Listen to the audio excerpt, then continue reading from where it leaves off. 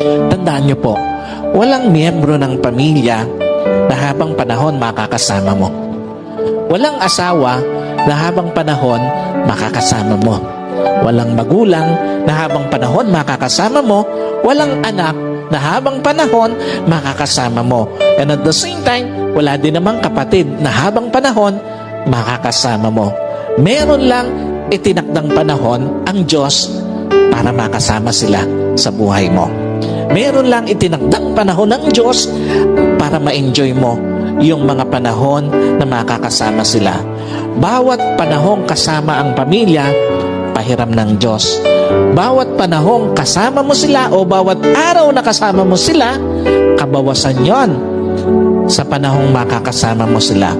At bawat sandali na lilipas, palapit ng palapit yon sa pagtatapos ng pahiram na panahon sa iyo ng Diyos.